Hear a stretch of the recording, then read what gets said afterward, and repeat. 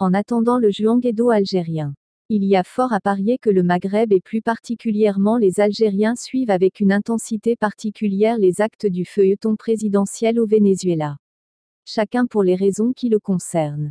Même si les situations ne sont pas tout à fait comparables, la tentation d'un processus d'identification est à l'œuvre.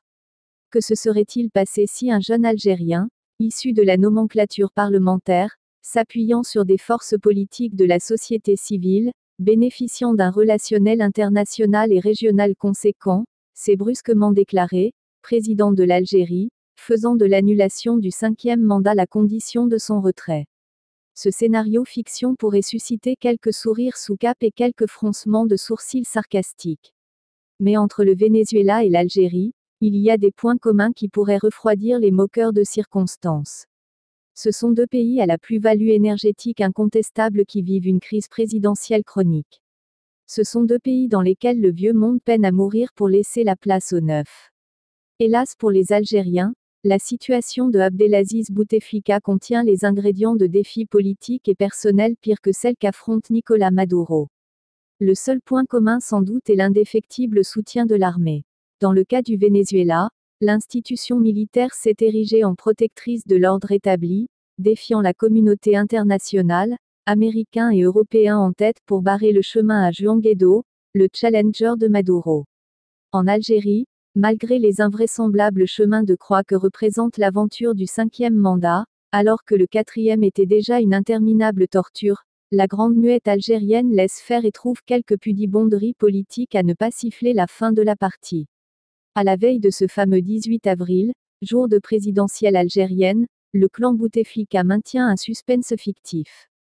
Ils ne confirment pas que leur champion se présentera à sa propre succession, mais tout est fait comme si le plus célèbre malade d'Algérie allait participer à cette grande course avec la dynamique électorale qu'on lui connaît.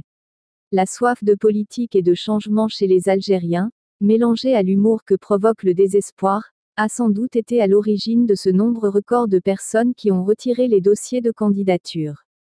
La grande majorité de ces candidatures visaient simplement à profiter de l'effet présidentiel algérien combiné à l'amplification des réseaux sociaux pour sortir de l'anonymat et se faire une petite célébrité locale.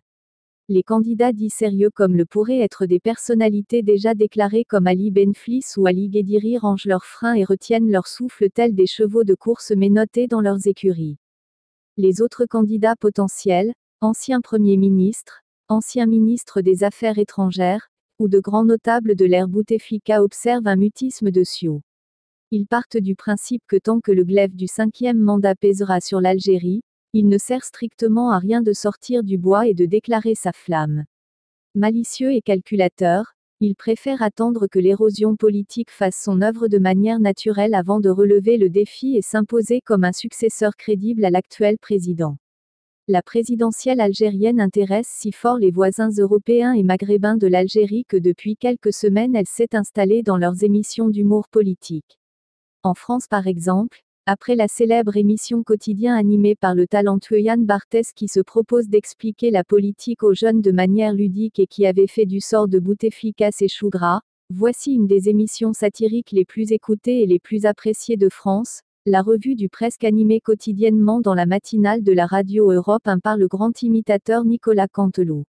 Chaque matin presque, cette émission se propose de passer un coup de téléphone au président Abdelaziz Bouteflika. La locution inaudible et les réactions mutiques de ce dernier illustrent à merveille la grande impasse dans laquelle le 5e mandat voulu jette l'Algérie et les Algériens.